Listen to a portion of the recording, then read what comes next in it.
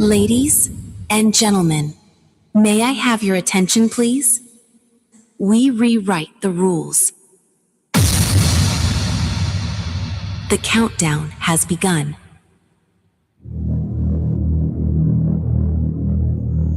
The show starts in 10, 9, 8, 7, 6, 5, 4, 3, 2, 1.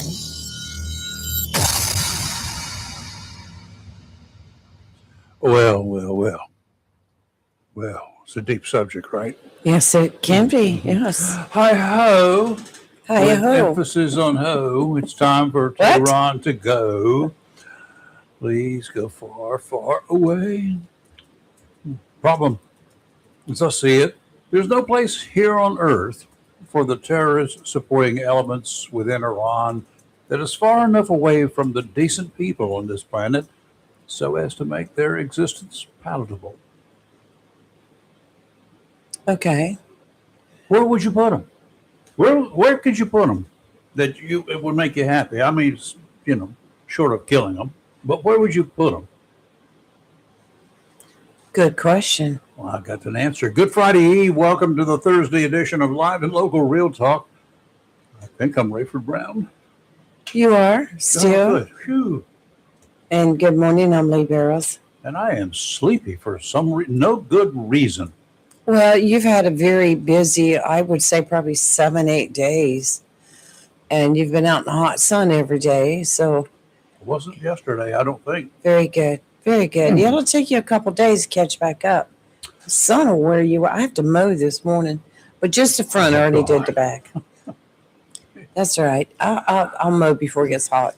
Hot. Oh, yeah. Okay, well, you're already late. It's 78 degrees and heading up there. Looking at the hourly report, when I get out and mow this morning, it'll be in the low 80s. So that's good. You're wearing a sweatshirt. No, it's a T-shirt.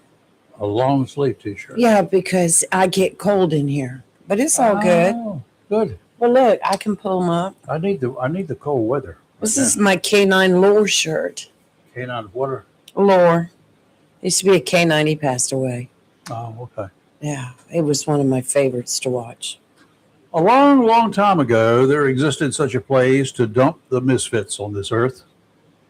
Where would that Something be? like the train station on Yellowstone. Though a bit different, is those who needed to just disappear from Yellowstone and the powers that ruled the roost were first killed, Right. or sometimes perhaps almost killed, before they were actually dumped over the edge of the cliff into a land that did not exist as far as anyone was concerned. Nobody ever went there. Well, way back, the English, a little more than 10 years, only 10 years after tangling with these pesky colonists, they needed a spot so far from England that they would not have to put up with those who were deemed to be the convicts of the day ever again. They needed someplace to put their bad people. That whole country's not that big. Ocean's really big. Oh, yeah, but we want to keep that clean. Only if the sharks are hungry. Off to Sydney they went. 11 ships filled with prisoners. Such dastardly characters that they could fit on Earth in no place whatsoever around here that was befitting the scoundrels. What do you do with somebody when they are such lowlife, scum, people you don't want to kill, but you would like to. Of course, Sydney was in Australia. Right. A sparsely occupied land down under in 1788, a land that no one actually cared about. The very few someones that even knew anything about the land of kangaroos and koala bears had no interest in that place. Today, it's a luxurious vacation destination for a lot of folks. But in those days, it was a wasteland. as far from England as they could get. All right. That's the way they look at it. There are no locations on the globe today that I would wish the likes of Tehran's dirty, rotten scoundrels exiled to. Where would you like to put them? I can't think of anywhere. No place that folks from North Korea or Moscow would stoop to. They would actually go there and help the scoundrels start again the process of rebuilding their nuclear bombs and missiles and killer drones factories. I wouldn't trust Russia. I wouldn't trust North Korea. I'm telling you, take them way out there. Where? Into the ocean. Like millions of miles out. Drop them. We knew the latest truce that we offered Tehran was never going to fly. We knew that. Did anybody It's really obvious. seriously think that was going to work? Nope. Not at all. Not at all. They were laughing at us the whole time. Now we have more of our military that's been hurt by missiles fired from Tehran into foreign military locations where our troops are on standby. We've got troops everywhere. Tehran knows where they are. They sent missiles. And we've got several people been hurt. They ain't worth it. The entire government of Tehran is not worth one of our guys getting hurt. Well, Trump was pretty. He said it. It was taught. He said yesterday they were scum. That's because he couldn't say exactly what he wanted to say. True. True. We've given them stern warnings time and time again. We've told them. Trump's told them. I've told them. You've told them. We've all told them. Yes. They're just not listening. Well, we said when all this started, and they said it would only last a couple of weeks. We were like, yeah, okay. Well, you and I both knew a guy here in Jacksonville. His name was Jerry Reed. Yes. Knew him well. Some of y'all probably knew him. I hope you didn't know him professionally unless you were on his side. Yeah. But can you imagine Jerry telling somebody, here's the way it's going to be, and they violate it? Oh. Then you're done. You're done. It would be a very unsightly situation, wouldn't it? Mm-hmm.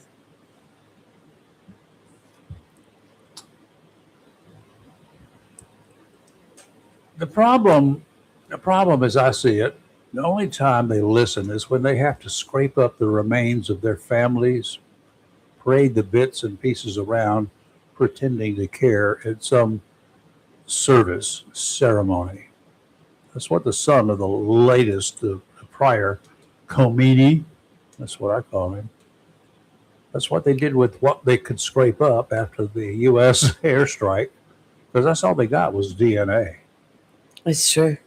I mean, he had a little box there. Some dust. Here you go. Well, yeah. Zip, boom. Lee and I want to talk with you, all of y'all today, if you want to. I get a chance to read your comments, usually hours, sometimes days after you post them on our Facebook page. I love your comments. I like what you say. I really like hearing and feeling the patriotism that I sense in your comments. But so much is lost in that moment when what we're saying is hot off the presses, fresh on my mind, on Lee's mind. Please, let me be a little selfish. I like reading what you have on your minds, but that only lasts for a very few minutes. I want to talk with you. Nothing like hearing what you're thinking, how you feel, and why. But I don't want to stop there. A conversation, that's a two-way or a three-way. A conversation is communications between us. Between us. We talk to you, you talk back to us, we ask you questions, you ask us questions, you make comments, we make comments. That's called conversation. I can't get that on Facebook reading comments. First of all, you're commenting quite often, and I love it. And Lee tries to read it as fast as you put it up there. The problem is I don't see it, and by the time I get around to looking at it, it's so far in the past of what was going on. I have to be in the moment to really be able to respond. in the way that I'd like to respond, the way that I should respond. Yeah, in other words, give us a call. Call us. Let's talk. I will. 910 Yeah, go ahead. 333-0139. I like a different perspective. No one's going to belittle you or make fun of you. I won't. We might hang up on you. Just No, kidding. If you're Just only kidding. if you're one of those that you want to get vicious. Yell at us. I don't care if you yell. Just yell where we can understand what you're saying, and keep it as non-profane as you will. Your thoughts are probably going to be right on our track. Right, right. Because if you listen to us, we know that you probably feel the same way we do. Well, But I know there was a lot of intensive firing across the Mideast yesterday, Yeah. and not enough because they're still breathing. it's just I do not see Iran ever Being Iran civilized. being civilized and honoring cease to this Ceasefire. ceasefire to end all this. Never happening. No. Never happening. No, not until they're completely, totally dismembered. And you know what gets me?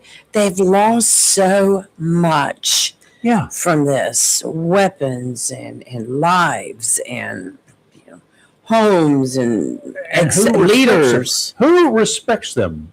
No one. North Korea and Moscow. Mm. I mean, good. Doesn't that make you feel good? That would be like Dillinger saying, "Hey, we're good people." Yeah. No. I don't want him to be friends with me. I don't want Tehran to be friends anymore at all. They're not going to be friends. There will be an enemy as long as they are breathing air. And honestly, we're running out of air. And I'll tell you- and I've run out of time, and I'm disgusted with them.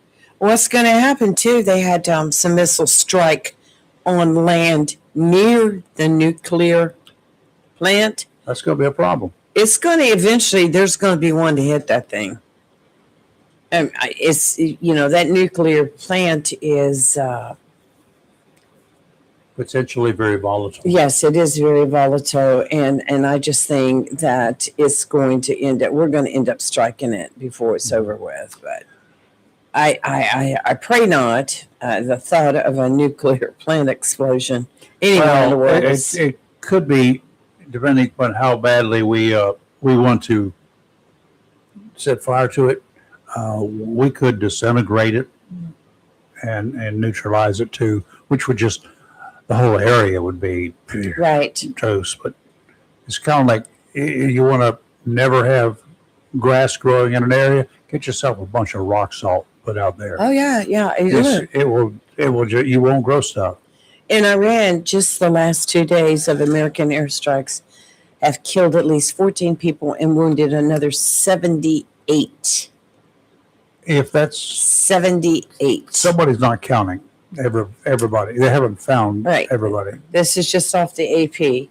In Kuwait, the military said fallen debris wounded one person as it shot down 3 ballistic missiles, a cruise missile, and 10 drones. It's a mess over there. Yeah. It's a mess over there. I cannot imagine having to. I mean, this is like one of those zombie movies. You keep shooting and shooting and shooting. God. It's just, I don't think it's going to come to an end until, I don't want to say until they're this. done. They're Until one it's and done. done. Yes. How one and should the done. United States deal with Iran? How should the United States have dealt with Tokyo, Japan, Well, in World War II? That's- Save it, Americans. We killed a lot of people. We saved American lives because we lost over 300,000 troops during Right. World War II. Right. The United States, in 3.5 years, over 300,000 of our men and women were killed. Died. For what?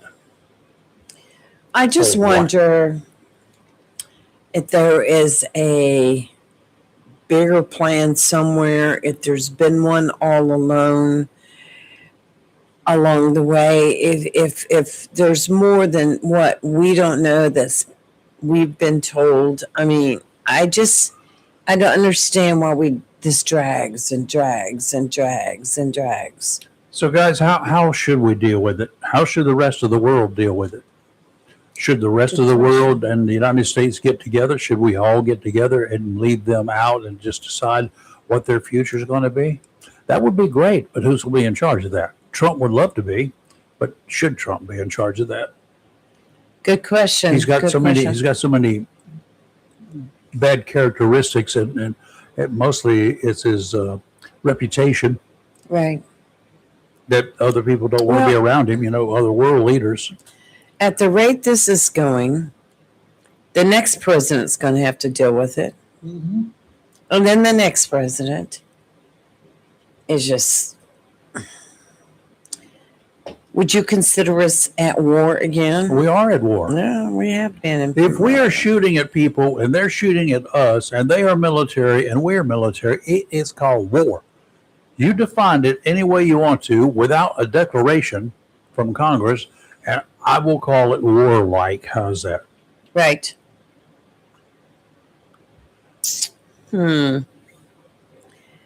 Well, it's every day. I watched it for a while last night. I couldn't do it. It makes me so mad. It really does. My stress level is just... Right. I watched it for a while last night, some of the live from that area. And I want to get the call one day. And they say it's done. It's done, right. And what do you mean it's done? I would like to get the call from the guys who go in and just eliminate individuals and not have to destroy a land, buildings, or anything else. That's the way I would like to see it done. I would like to see an Osama bin Laden end result. Click, bang. Or in his case, brr. Well, there's so much right now, and I know we have cells in the United States. We do, and those are going to ignite one day, all at the same time. Yes, and I'm surprised we didn't have instances or incidents on the 4th of July. We were waiting. I was waiting. Well, I was checking the news, and at one time, of course, I was out at the festival.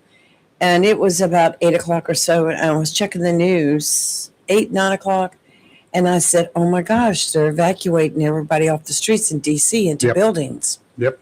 So the senator is next to me. Him and I, we start looking, and he goes, I think it might be the weather. And I was looking, yes, they had fierce thunderstorms and lightning. So they had some lightnings too. Them too. Some storms with lightnings. Yes. I like that one. That's good. They had to, evacuate people off the street. And as a result, after the storms passed, they had the fireworks, which started after midnight. But I was like, go for it.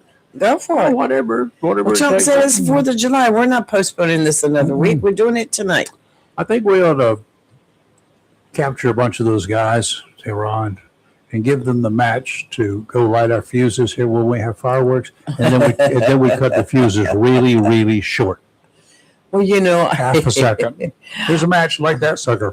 There has been stories that came out, of course, right after the 4th. Oh, yeah. Different things that had happened, different areas of the world with fireworks. Well, things happen. Fireworks blowing up. And, that happens. That's what they're made to do. But, where are they made? Happens. Where are they made? Probably China. And who makes them? China. Little kids. Oh, yeah. And they can't measure the fuse lengths.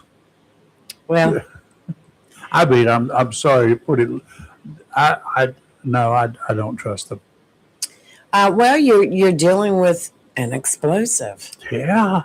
It may be not anywhere near like a huge explosive, but still, if you're sitting on it can top cause of it, harm. If you're sitting on top of it, it doesn't matter. It can cause it could injure you. No doubt about that.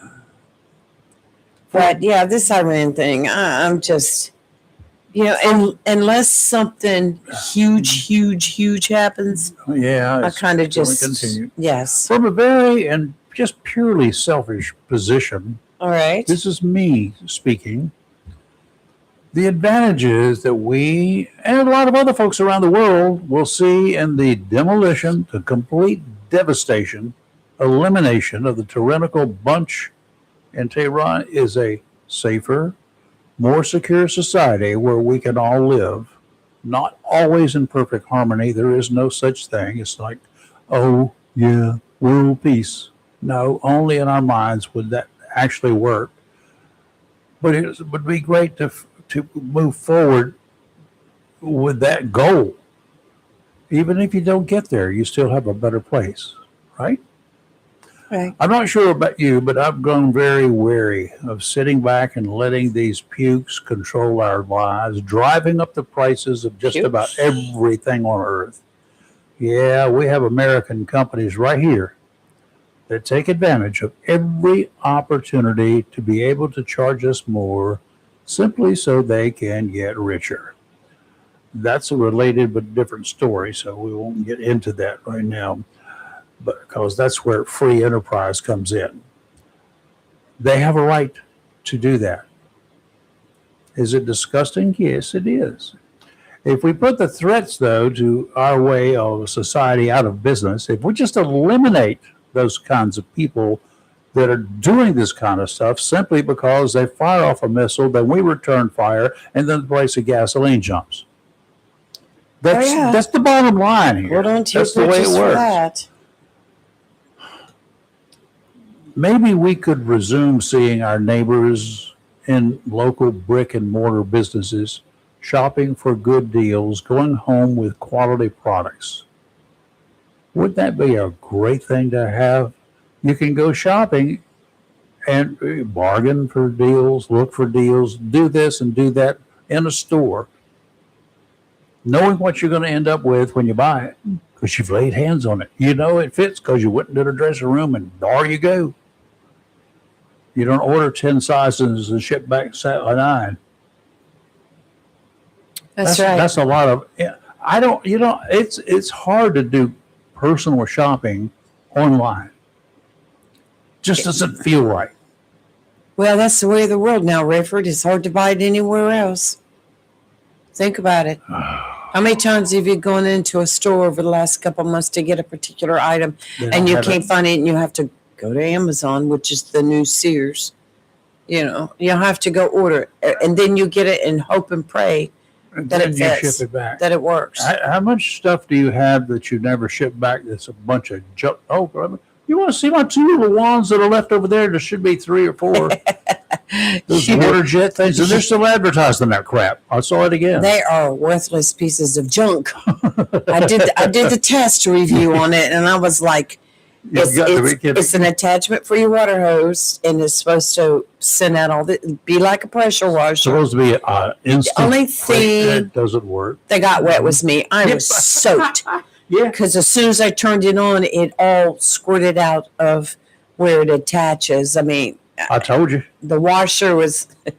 That is. I just started laughing. I was like, and then when I did get enough pressure of water in it, and turned the knob to come out high pressure, my water hose was better than that nozzle. Yes, that it was is. You can put your thumb over just a water hose and get more pressure out of it. How many times you've ever done that washing stuff down? Yeah, Oh yeah. In my lifetime, you crimp it just enough. Just enough. Yeah.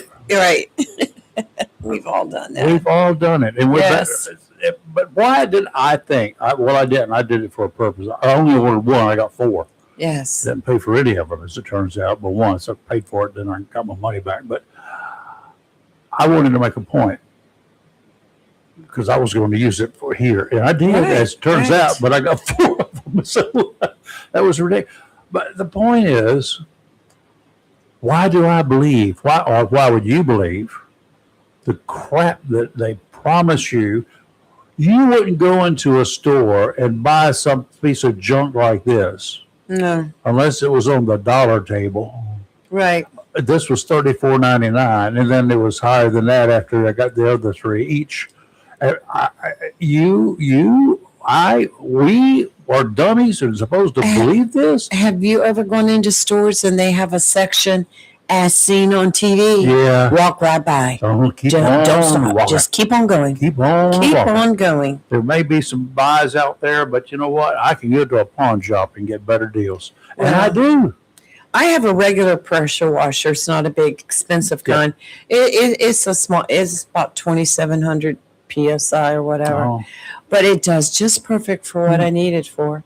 And that was a couple $100. But your high pressure nozzle over there. there's 4 of them over there. The price of them was $185, $186 or something. By the time everything was added up, Right. I got my money back. But that's what it cost. Right. And I said, "What you guys going to send me a return authorization?" No, just throw them in the garbage if you don't want That's what gets me. Duh. Well, I took all They know the. what it's worth. I took the washers and the different tips and stuff that you can add. I took all the parts, put them in a baggie, and saved those. Just in case you threw find the something water. that fits. Yeah, because it might fit some of the Might stuff on find my pressure something washer. You might, but it hasn't fit anything I've tried so far. So throw it away, and then something's going to come up. Okay, guys, this is the kind of rant the way I feel today, but I want to hear from you, not read what you got to say, because I can't read.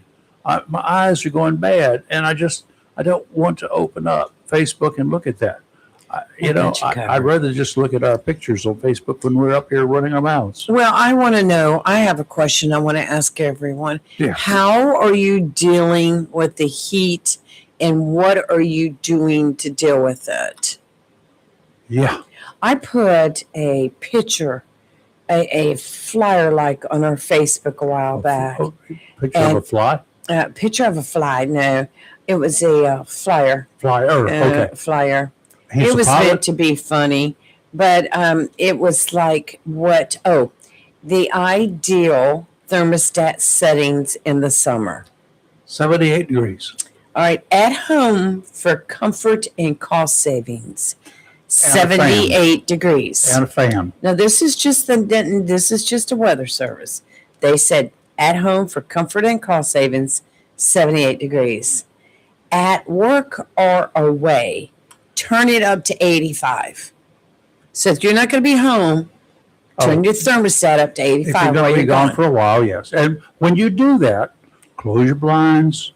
Make sure to do as much as you can to keep the sun from getting in there and baking My your face. thermostat adjusts automatically when I'm not home. It knows when I'm not home because You programmed it. Well, that and plus my location services are on my phone. So if my phone's not in the house, then the thermostat knows I'm not home. Anyway, sleeping. This is the one I have. Well, first of all, at work or away, 85. No. The house. If you got pets in your house, be concerned about that. Part. Yes. Exactly. Sleeping. And if you leave your kids at home, your 5-year-olds, 85 is a little warm for them. Sleeping, set it to 82. Now, I could not sleep. I can, but I have to have a fan on. I have to have fans anyway. Yeah, and I got a ceiling fan right over the bed. I got another fan blowing, and then there's a circulation fan that just takes the air in and cleans it up and puts it out again. Robbie's into those things. Yeah, we got quite a few comments on it. One said 73, 75 for me, but not any higher, not any lower, unless the grandkids are staying overnight. Anything for the grandkids. I get that. Another one said 78 all the time, ceiling fans on, always very comfortable. 85 is bad for your furniture, your wood floors, musical. I agree with that. If you're set 85, the heat and the humidity in your house. I was looking just the other day in the room where I get on the radio at the ham, up where the right along the edge of the ceiling and wall, my ceiling is like cracking. Mm-hmm. Not the ceiling itself, but the spray on it. Sure. And so I've got to go back and fill.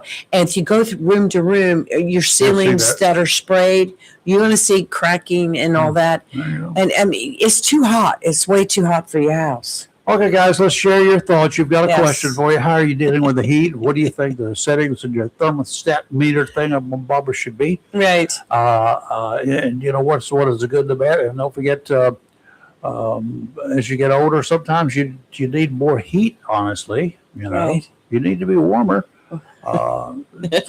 What? This one gentleman said, I think my house would catch on fire above 74. Okay, well, those are great responses. But give us a call right after we do weather here, Don. 1-333-0139, 910-333-0139. Operators are standing by. A marine weather outlook for the waters of Onslow Bay after a series of severe thunderstorms in some of the areas around here. Small craft advisories are going to be the word of the day for coastal waters. Not all day long necessarily, not every location. Check with the Weather Bureau before you get out there. Strong winds with building seas will not make it nice for small boats. Exercise extreme caution. Make sure, this comes from me, that the boat you're on, whether it's yours or somebody else, and the skipper of that boat, whether it's you or someone else, are capable of handling the conditions that are going to be out there. Some people can get out there in 4-foot swells with no problem whatsoever. Some people can't get through that inlet when it's like a bathtub. I mean, smooth. So you got to know your boat, know your capabilities or your skipper's capabilities. Today, out to 60 nautical miles. Southwesterly winds 15 to 20, gust up to 25 this afternoon. In the ocean, that's breezy. Seas 4 to 5 feet. That's kind of on the approaching roof. A slight chance of showers and thunderstorms during the morning hours.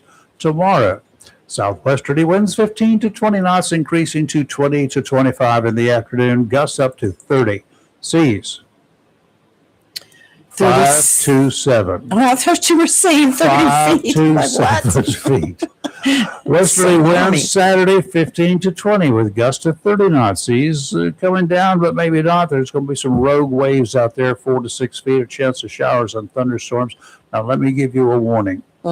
People are dying. If they haven't died yet, they're going to die because they're going to get out there and there are going to be rip currents. Rip currents right now are forming. Yes. It's the way the waves are coming in. They all roll in with lots of big water, and then they start rushing out, but they're trying to rush out against incoming waves, and therefore they have to create some kind of a hole, an opening in this wall out there called a sandbar just off the beach that will create a rushing body of water going out. That body of water sometimes is near the surface, sometimes is a little lower, sometimes is towards the bottom. But if you are out there and you get caught in it, it's going to take you out. It's going to take you out. Yeah, it will. It will dump you. That's It what will it does. quit. It just peters out after you get out there beyond the waves are still going to be there, Right. but you can swim with those. Go up or down the beach. Don't try to go back in where you came out. And then you get in. Now, second word of warning. That does not apply to inlets. When you are near something like the New River Inlet, when you're on the north end of New River, of a North Topsail, there's an inlet there. It's a deep water inlet. And It's Tim Thomas. dangerous. It is dangerous. Yeah, hang on, Tim. Let me finish my weather first. You cannot swim against it. Right. Okay, let me do my weather real Let's quick go to the weather. because we have Tim on the phone. I know he's got some words. Today, sunny and hot with a high near 98. Heat index Jesus. values as high as 107. Light southwest wind increasing 8 to 13. Winds could gust as high as 23 miles per hour. Tonight, mostly clear, Lord Jesus, with a low around 80 at night, Raver. Friday, sunny and hot with a high near 99. And Saturday, showers and thunderstorms are likely. Partly sunny with a high near 96. Get them fans a turning, y'all. I'm going to go buy some more fans. Go ahead. Go ahead, Timmy. Break ahead, a break Timmy. one now. You out there on the highways and the byways of North Carolina today? It's I hot. was just enjoying that sweet weathered voice, Thank you. I appreciate that. Nobody's ever told me that before. It's hot. Well, I'm trying to help you out there, Big Bay. Trying to help you out. No, that old growl you got. Yeah, I had to say, it's hotter than love, honeymoon love out here. It was yesterday, and let me tell you all. I mean, I had to haul Honeymoon love. concrete form from the Ellis Airport to Hampstead. Right. 2 loads. Takes a while to load them. Takes a Mhm. while to unload them. Folks all right there in it. I had to strap it down, help load, what have you. And it was hot, and that's why and I had a guy and they said, "Amigo, you hot?" I said, "Yep." I said, "Hotter than honeymoon love." He didn't understand the word honeymoon, but okay. You know what? You know, you can live off love after you get married for what? I'm going to give you 3 days, but then you're going to have some bacon and eggs, right? You got to have something to eat. I mean, even at my age, I still love, but I got to have a little something to eat. Good gosh. And we're talking about food, people. Yes. Terry Blizzard, if you're listening, we're talking about food. Just in case I'm picking on him. He's my buddy. I got to pick on him a little bit. Now, I was looking, I'm down here in Santee, South Carolina again this morning, and I just wanted to tell you the fuel prices has gone up because of, the ceasefire didn't work. The lowest I found it was $3.94 a gallon. That is in one spot. Everything else was from $4.29 to $4.64. So it was down last week. Load it up. Yeah, she's back up. So, but yeah, it's been hot, folks. Okay, and you're talking about your thermostat. And I got a letter from the fire company. And folks, if I had to set my thermostat to 78 degrees, somebody's going to be hurt. I'm just going to have to work overtime to pay the light bill because when I get home, I want comfort. And I even got a window unit in the master bedroom. Had it for years. It helps out. Does very well. Keeps the master bedroom very cool and the master bathroom. And I've had it for years. And I've got it set on about 66. That's what she's cool. When he doesn't have a refrigerator. Cold. But my thermostat sits on about 73, 74, maybe during the day. So I just, folks, and I got ceiling fans. I got little box fans. Yep. That I run, and it helps. You got to circulate the air. You do. And I had a woman, she liked to shut everything in. One time I looked, you open these doors and let it circulate, it'll get cooler in here. But people don't understand. You want to set that thermostat at 78. You've got to cool everything in the house. Yes, you do. And people don't get that. Your furniture has, a lot of people's furniture has foam in it. That's got to be cooled down. The walls have got to be cooled down. Walls got to be cooled down. Close your blinds. Close your blinds. But then you can set it at 78. You can sit there in front of that box fan if you want to. But folks, I work for a living, and as long as I pay the bill, I'm gonna be comfortable. I've got to. And if you got little rugrats at home, whether they're yours or somebody else's or whatever, grandkids or whoever, you got them at home.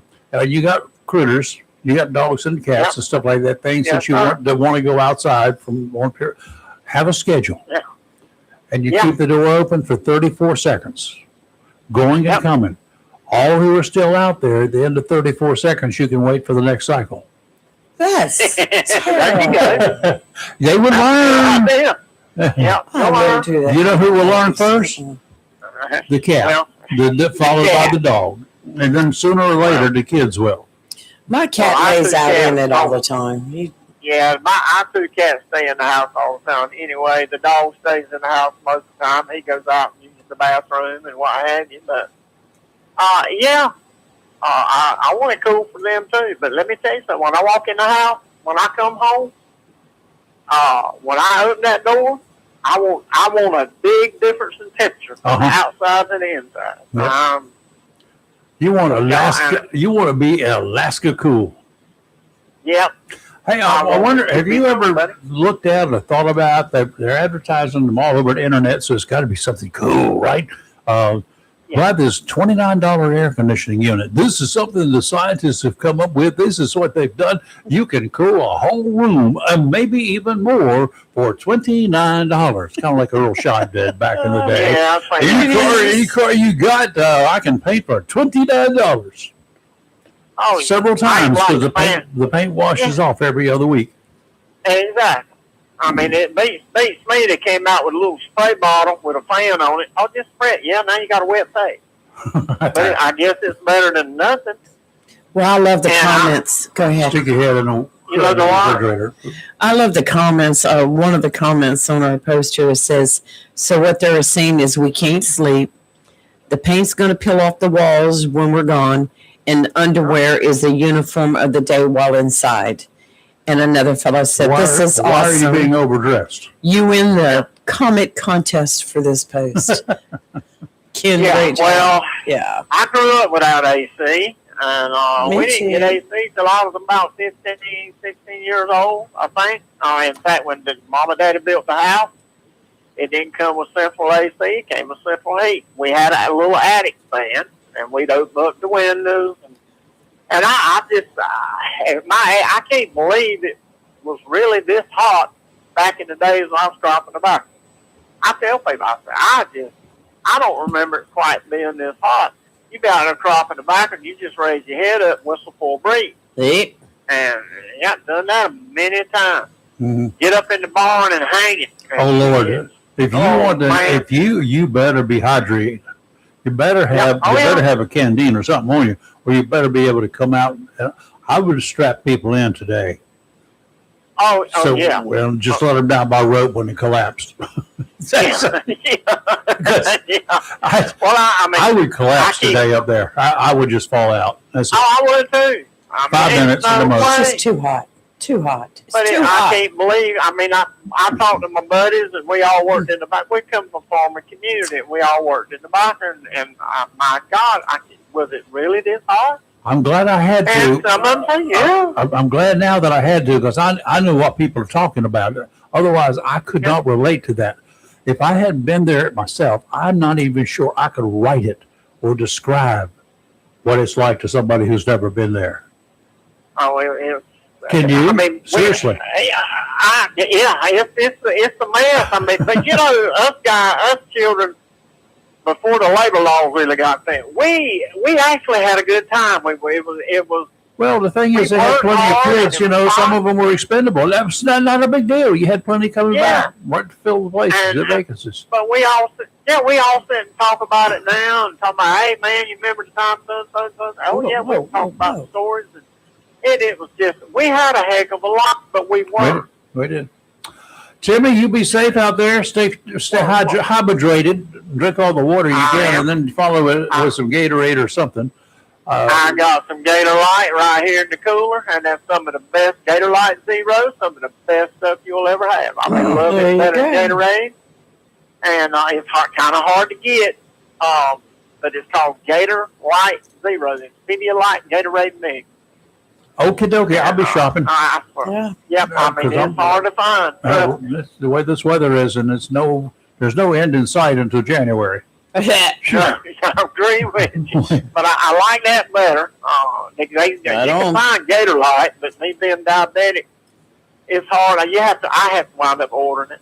I just have to order it. Oh God, you got to get your beverage from Amazon. What is wrong with this country? It's pitiful. Even when you buy toilet paper from Amazon, oh my God. But you know, the best thing anybody could do, any company, would be to get toilet paper and then print it first with your logo, just so that people can always see it. They always have what an advertising opportunity. Just print the whole roll with your logo. Yes, sir. I'm a Charmin guy. Because everybody's going to see it. Everybody's going to use it. That's going to be the way it is. I don't skip on toilet paper or paper towels. I use Bounty paper towels and Charmin toilet paper. Mm-hmm. I like my honey sauce. All that, that water, that stuff you spill on the floor, it's going to evaporate someday with the heat up as high as it is. So don't worry about that. We got to run, Tim. Y'all be good. Yeah. Right, bye. Okay. We have a famous, fabulous, and most favorite sports editor that should be calling in any minute. When I see the little blinky lights go off, I know it's him, right? Right. One little blinky, two little blinkies. Here we come. I think I feel it. Right. I'm feeling him dialing. What was that? Told you.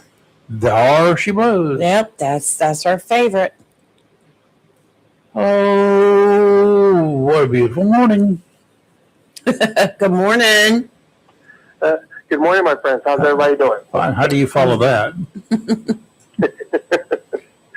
You don't. You just move on. You leave on a high note and you call it a day. Very good. That's right. Absolutely. Good old Chris is hanging around here. Chris Miller from the Jacksonville Daily News, sports editor, the guy in charge, the guy to blame, the guy to credit for everything that happens, right? That's right. Yep. Well, more so the blame. I mean, there's plenty of blame to go around on my end. So you can. So we'll I'll take all the blame. Go. Well, take it and pass it along. No, you keep us inspired. You keep us looking to see what's next in the world of high school sports. Okay. I'm gonna start a pool. I need the names of all of the Jacksonville High School athletes for the football players. I need something that I can refer to so that everybody will know who I'm talking about. So I will need that What? as soon as you can want- get it. Oh, okay. So, well, I think we all know the key players returning for the Cardinals. So they graduated quite a few players from last year's team that had another great season, but they returned quite a few young men that are talented and athletic. So I think Jacksonville's going to be okay this year. They may not be the same team as last year and as dominant, but I think they'll still be very competitive and win a lot of games. Okay. Well, I'm hoping so. Hope they'll win all of the games. That's the best thing. But if I got all the names of them here, we could go down and find out who drops out first during practice, who falls out. What? I mean, if I was out there, I'd be collapsing with all this heat and stuff. I was just thinking. Me personally, I'd be going to sleep because I am so sleepy. First football game of the season. How hot is it going to be? 400. I'm going to buy one of those hats that has the built-in fans. Let me check Amazon. Continue on. She's buying a helicopter hat. Why not? Remember those little beanies? Yes, I know. Like the But little the rascals would propellers wear. were on Yeah. the top. No, this has got built-in fans I know in the what you're brim. talking about. Oh, I'm going to find one. Well, Lee, I don't know.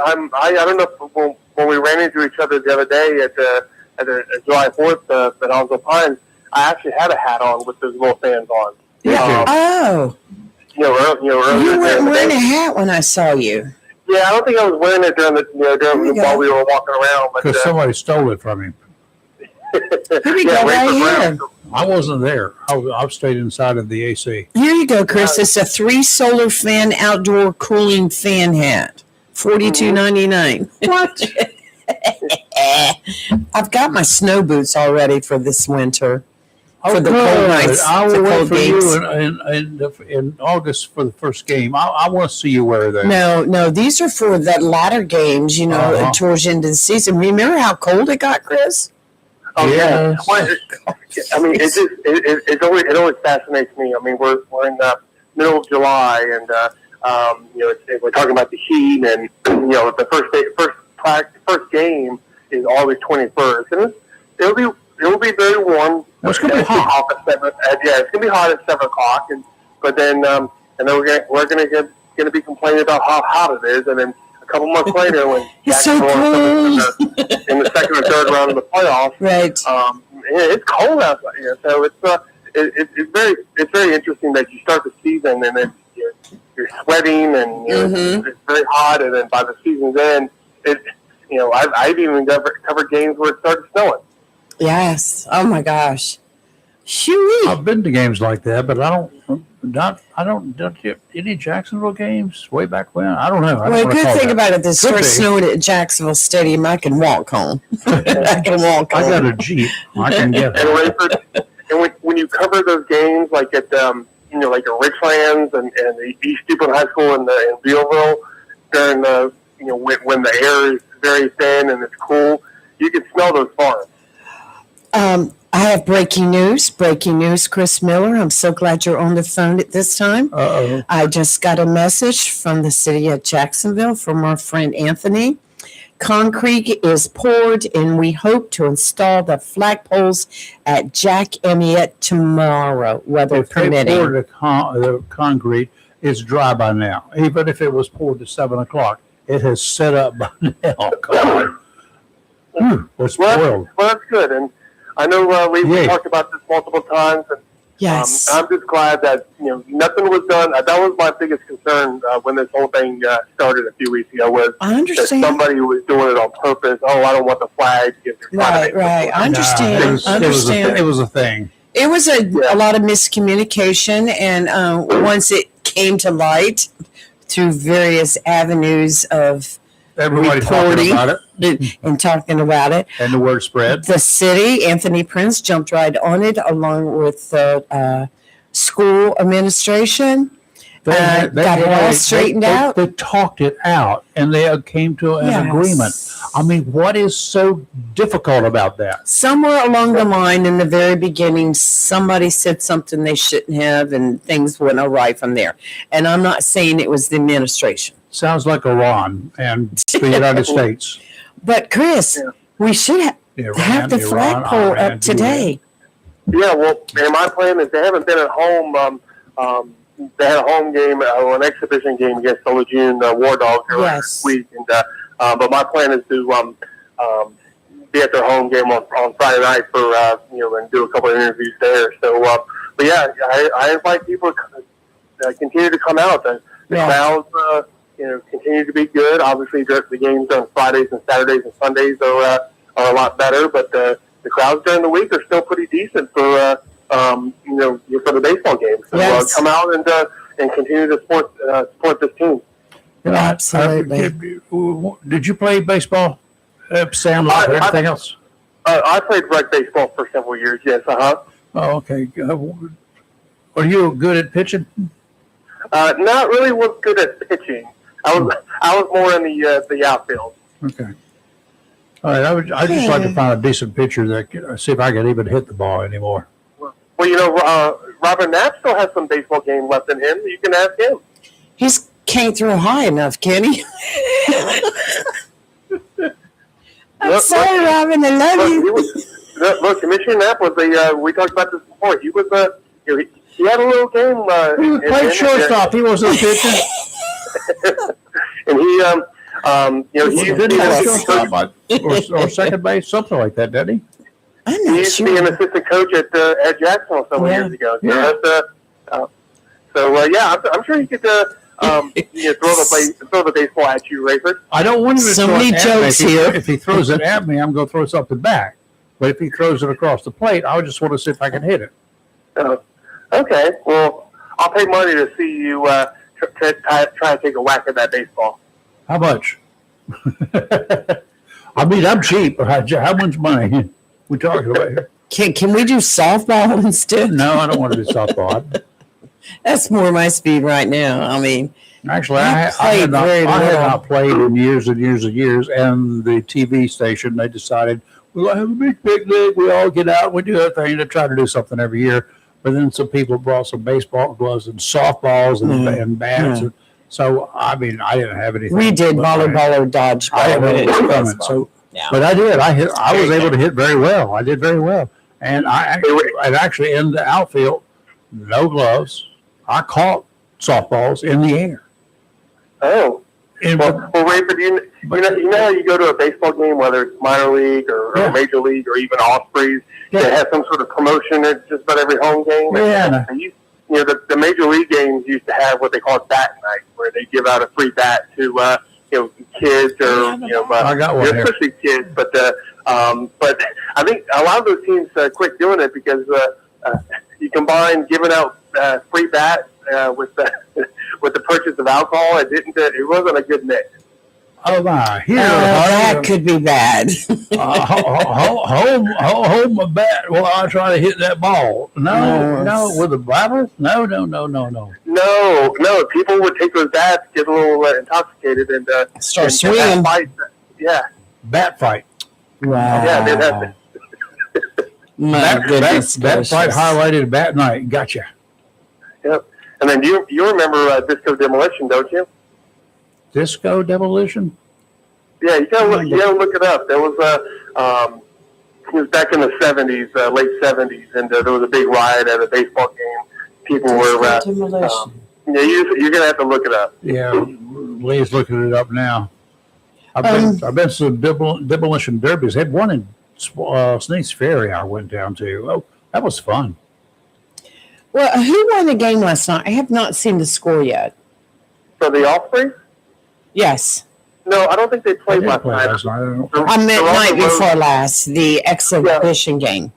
Yeah, they defeated the Lejeune War Dogs 7-5, and what the Lejeune War Dogs team is that the team, the military, the armed forces have their War Dogs baseball. So the Camp Lejeune Right. War Dogs is kind of a branch off that, and it's active duty. I believe retired Marines as well that who play in an adult rec league against other military teams. So it's just the Ospreys' way of giving back to those who serve or continue to serve. And it's like I said, it's an exhibition game. It doesn't count in the any standings, everything. It's just a way for the Ospreys to give back to Right, those to who the serve, community, yes. and a fun fellowship, a good time. A little bit of silliness because the Ospreys owners will dress up and take some hacks at the baseball, and so it's all fun. I believe the game the other night was free of charge. Well, you recently did a story that you published too, another feel-good story by Chris Miller, about you sat down with Northside's William Smoot about his recent commitment to the Navy. You were sitting back down with a guy named Smooch. Smoot. Smoot. We dove into what led, you said on your Twitter post, we dove into what led to his decision amid getting several offers. It was a feel-good story. It was a good story. So I did a story on a young man, Northside High School senior. His name is Matthew Smoot. He plays football, and he recently committed to play football at the Naval Academy. Oh, really? Yeah. So I mean, the Naval Academy. So in Annapolis. So yeah. Right. So but he said his goal since he was a ninth grader at Northside was to attend the Naval Academy, football or without football. Because he said it was something that his grandmother pushed. She really wanted one of her grandchildren to attend Naval Academy, and no one really, and none of his older siblings really were interested. But he took it upon the challenge to do that, and so he handled his business and did what he needed to do, and football came along as well. So well, I'm proud of him. I'm happy for him. I think that's wonderful. Happy for his family too. There's some great young people in this community. Great young people coming from great families. And the thing about it is getting involved in sports, and I know Chris sees this all the time because he does a lot of interviews, but it seems to grow the young person when they get involved in sports like this and part of the winning team, which all high schools have a winning team. It kind of grows them into a more responsible young person. Wouldn't you think, Chris? Mm-hmm. No, I agree. I think, and I've said this before, a lot of your great athletes are also great students, and and they have a good head on their shoulders. They don't show their rear end because they know that if they fall out of line, then sports is going to be taken away. So I know a lot of people don't like athletics. Don't like the fact that athletics get a lot of recognition, but a lot of, like I said before, a lot of these athletes are good student athletes who do things the right way and things like that. So those are the student athletes that need to be recognized. The ones that take care of business in the classroom and on the field or the basketball court or volleyball court or whatever. Right, I absolutely agree. Yeah, so look, and a lot of you have athletes that, hey, if it wasn't for this sport or this sport, I wouldn't have graduated. They would have dropped out. Yeah, I heard that so many times. Even back in the day, in the 60s, there were kids in there would tell me that, if I wasn't in sports, I had them say, I'm in auto mechanics here. I have to put up with the rest of the day so I can take this auto mechanics course or whatever. They would do that. So little things like that, and especially sports, Bill's comment, I mean, you have to be adhesive. You have to learn how to work within the group, within the system, as a team. Yep. And as coined that thing, and I don't like too many quotes out there. There is no I in team. Mm-hmm. Period. So yeah, but but a lot of these kids that are great athletes, like you said before, are great student athletes, but also are really yes sir, no sir, Yes. type of young ladies and young gentlemen. So that's what it's. That's what it's all about. Somebody's been raised right. That's what matters. Raised right. Raised and trained. Raised right. All right, Chris. Thank you, sir. Well, thank you as always. No, thank you. I'll talk to you guys next week. All right, you take care. All right. Bye. Look for that flag. Yeah. Get pictures. That was so great. Every couple of days I'll drive by there and take a peek, and I'm like, oh. But I was like, I hope we can get it up before July 18th because the congressman is throwing out the first pitch, and it sure would be nice to see an American flag up there. But they said we're working on it, and thank you, Anthony, and the city of Jacksonville and Onslow County School Board Administration. Yeah, glad y'all got together For all that you did to get this done. But now, yes, the next time, yes. I'm going upstate just a little bit. You're going to upstage me? I'm going to go upstate. Upstate, okay. Upstate. You upstage me every day, but no, I don't. That's all Greensboro assistant school principal. Oh, Greensboro, North Carolina? Greensboro, North Carolina assistant school principal has now been charged in connection with a situation over Memorial Day. Police reports say they responded to a break-in report at a middle school, as did the assistant principal. His name is Charlie Wardell Smith. He's 54 years old. Smith, who went on his own, police who went together, Smith told the cops that he fired his pistol into the air when he saw the intruder when he arrived. He did it, he claimed, to scare the intruder away. Well, dumb. No students, no school officials, nobody else were at the school at the time. That's the good thing.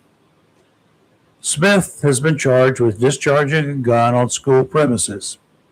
He has a trial set for later this month. Smith resigned from the position on that same day. He knew he had done wrong, apparently. Stupid is. I cannot stress enough that guns are for your personal protection and your recreation. Absolutely, I agree with that. Even if Smith had confronted the intruder, unless his safety, his security was in jeopardy, he would not have had any reason to fire his gun. Guns fired upwards, bullet traveling upwards, straight up or at an angle, are going to come down with enough energy to hurt or kill another person. Several scenarios are in play here. Police were responding to the call. Smith, apparently unbeknownst to them, had arrived. He fired his gun. While it's unclear from the news accounts, it's unclear whether police heard the gunfire. Imagine them finding a man with a gun on the scene. The guy shoots the gun up in the air. Things would have gone off the tracks for that scenario alone. They would have killed this assistant school superintendent because he shot his gun into the air. What? Please, people, please, and more please, leave the police work to the police. Absolutely. They are the professionals. They are trained. Your gun is for your personal protection. It's not the wild west. Let me stress that time and again and again. Your gun is for your personal protection. That's right. I'm sure Mr. Smith's intentions were honorable in his mind. But not only did he fire a shot that likely did indeed scare the intruder away, that allowed him to get away from the police. He's out of a job too, likely out of a career at age 54, and there is a good chance he'll end up with a criminal record while the real criminal is on the lam. That is the real story Never here. do that. Yes, that's He's stupid. lucky. He's lucky. Lucky. He's lucky on Very lucky. for several reasons. Yeah. Absolutely. Well, I've got a fun story for you. Good. Have you ever I wanna been listen. I'm tired. I know. Don't fall asleep on me. Again? Have you ever been to Frying Pan Shoals Light Tower? Yes. Have you actually? You've been on the Nope. tower, in the tower. Okay, because it's about 30 miles out. About 30 miles off This is out Southport. of Wilmington, North Carolina. Southport. The story is out of Wilmington, North They Carolina. lied. So does Southport. It's from one of your old people there. They lied. One of North Carolina's most recognizable offshore landmarks is entering a new chapter after the nonprofit that helped restore the lighthouse and keep it running has transferred its ownership to several private owners. But They were doing sort of a bed and breakfast there for a while. you can see how I'm not sure that they're continuing that, but I know up to this sale here that you could do that. But would you actually go do a bed and breakfast there overnight? Laying want in you that to- bed they want way you to out in the stay there ocean. like 7 days or something. Oh, that wouldn't be a problem. My God, it doesn't rock me for a little bit. As long as I have a boat tied at the bottom, I'd be okay. Because if it Depends upon who tied the boat up. All right. Okay. The tower was built in 1964 as a Coast Guard light station to help guide mariners around the dangerous Frying Pan Shoals. Shoals there are very shallow. Some And- of the big ships that go in and out of the harbor they draft more water than the depth of the water there where the shoals are. An area known for shallow waters, like you said, and shipwrecks about 32 miles off the North Carolina coast. Lots of boats on the bottom. Coast Guardsmen staffed the tower until it was automated in 1979, and advances in GPS technology eventually made the station obsolete. Now, I do know that you can go onto the website, you go to They have YouTube, cameras. put in Frying Pan, Shoals, whatever, Frying pan, light tower, and there are cameras there that show underwater. Yep. Everything's swimming. It's really very relaxing. It's one of the most viewed cameras in the world every time there's a hurricane in that area because the camera is running in every TV station and every Yes. network. The weather channels keep flipping to that because you see the camera rocking because the tower is rocking. Oh yeah, And you see the waves breaking over the tower. All right. Over the past years, the former owners, the FP Tower Incorporated, they did a lot of restoration projects on it. They did work on the structure itself, including rebuilding walkways, repairing freshwater systems, which is necessary, stabilizing structural components, upgrading electrical infrastructure, installing communication systems, and expanding renewable energy projects. I'd like to go out and just spend the day there. I don't want to spend a week. Well, you got to climb the ladder to get up there, of course. Right. Well, you have to go out by boat. Then you got to climb the ladder to get up into the tower. But actually, if you go research it, it's beautiful inside. They've done a great job. Coasties used to stay out there. I forgot what the compliment was, but they would stay out there on watch. And they were up 24 hours a day type thing. And they were up there to warn. Now, here's some history. Prior to 1964, there was the Frying Pan light ship. It was an old vessel anchored out there in Owen. I think it was, I'm going to guess, 75 feet long or so, just a big old tub, and it stayed anchored out there, moored. All right. And people at the coasties would go out there and work aboard that ship. They did remove them during hurricanes and stuff, but they would work on that aboard the anchored ship was just a platform until it was replaced by the tower.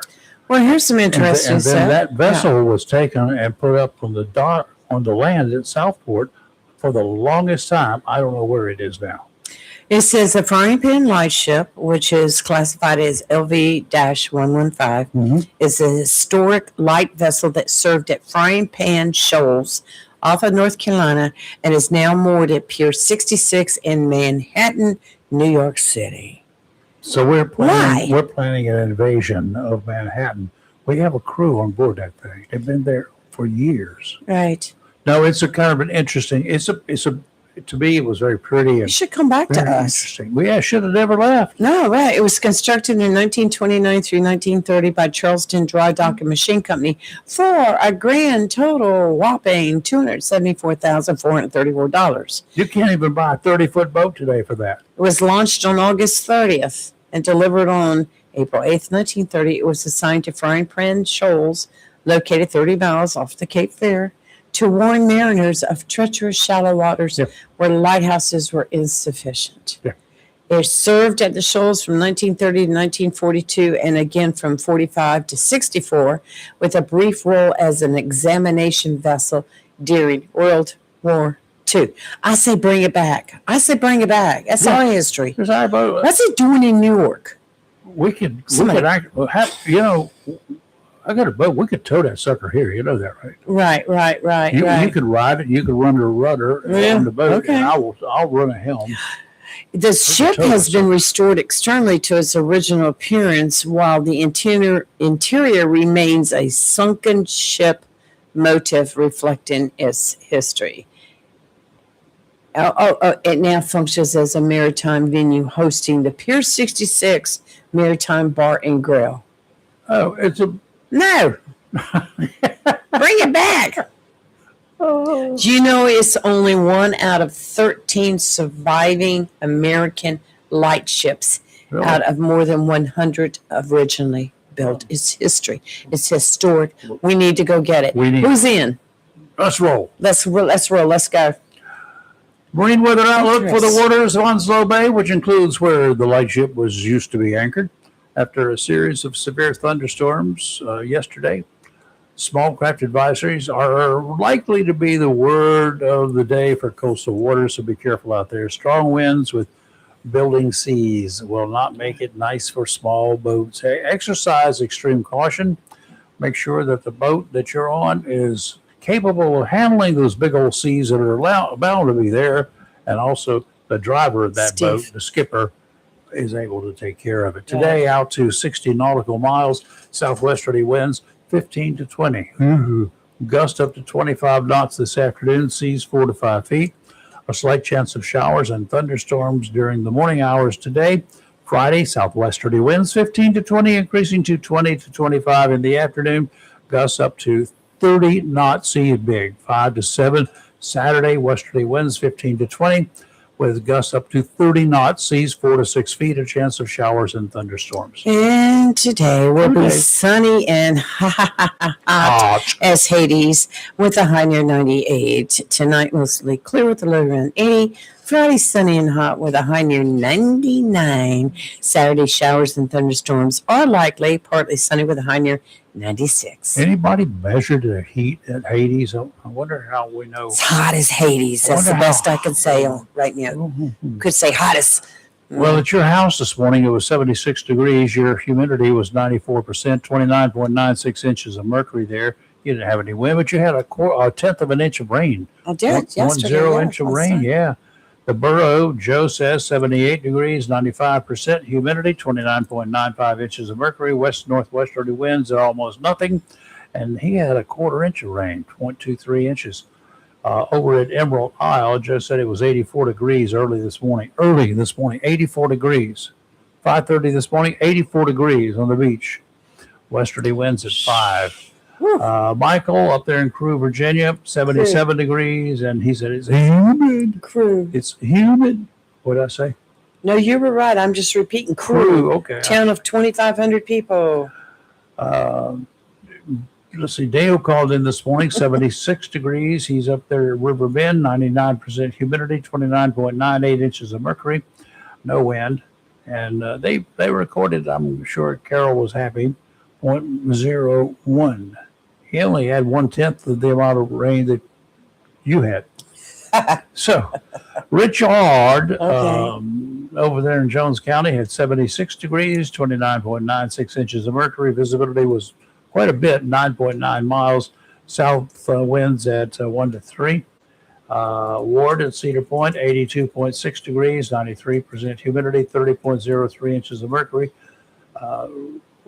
Let's see, Will called in. He'd been moving around a bit. He's over near Richlands, 74 degrees, 95% humidity, 29.97 inches of mercury.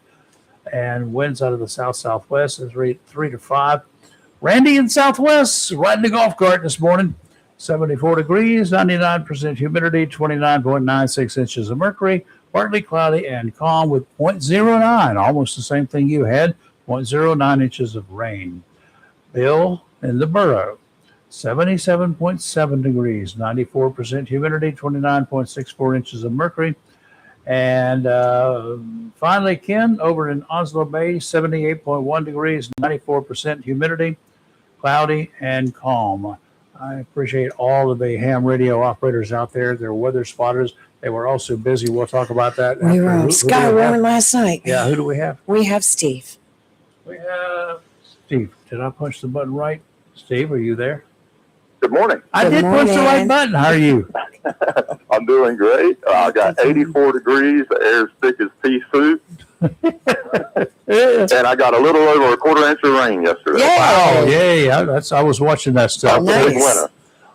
Tell you what, it was. We had that storm warning here. Yes. And it very, even I went outside to recover some beside the road trash cans that we had not picked up Right. after the trash people picked them up yesterday. And Robbie said, you know what, we forgot to bring those cans in. And I said, well, they're light now. They'll go everywhere. So we got out, we rescued them. And then as I was walking back into the house, there was a crack of lightning. It lit it up. The sky, that was the sharpest bolt of lightning I have seen in a long I had to clean time. iced tea off the carpet because when that alarm went off, bam, I threw everything. Yeah, we had a lot of alarms. My weather radio was just worn out. It finally said, "You're on your own now." Oh, yeah. Anyway, so what's up, I was Steve? I was in my barn yesterday, and the downpour came, and I heard it roar, and I started going through my head on the checklist. Did I get everything up? Did I leave anything out in the rain? Yeah. And I was sitting here, I was like, no, I put this away, I put that away, and then it hit me. I started some charcoal on the grill. Oh, no. Oh, And does charcoal when it's lit, does it burn when it's raining? I had it in one of them little chimney things, Oh, and so I ran out there and grabbed it and threw it in the grill, and I've got a hut over top of my grill. Oh, good for you. That works. I was good there, but I say that the light bulb went off, and I was like, oh my goodness. That's when the trot started. You trot, run. Gotcha. Yeah. I had to run out there in the rain. That's when I was playing in the rain again. Well, actually, it would have felt good. We just didn't get that much here. It didn't even measure. I mean, you know, if I'd stayed out in it and dodged the lightning bolts, I would have been fine because I would not have been any wetter than I got every time I walked outside and spent 5 minutes doing something. Yes. Well, I tell you, I was surprised that we didn't get a lot more rain here. Me too. But in all the time I've lived here, for some reason, thunderstorms don't like the White Oak River. Have you ever noticed that? You know, They'll come across Jacksonville, and they will just split right there and go down the beach, and the other one will go towards Maysville. yeah. Well, I haven't thought about it. The only time I was ever near Swansboro, I was coming back from a fishing tournament, and the ham radio group had set up a bunch of antennas and stuff there in Swansboro at the soccer field or the baseball field, whatever. And because that's where they used to do the field day. And that Saturday afternoon, I was coming back, and I heard them talking on my radio on board. I had ham radio too. So I gave them a call, and we talked for a few minutes, and then they had to shut down because of all their antennas up. And I guess they were tied to bleachers or something, whatever. That was the highest point. So they unplugged their radios, and they stayed inside. But I listened to them. Here I am going right by Swansboro where all of this is happening, right? Lightning. And like you say, coming off the White Oak River, that was an intense storm. I had two 8-foot antennas on top of a boat that sits 10 feet out of the water at the base of those antennas, and two 23-foot outriggers made of aluminum.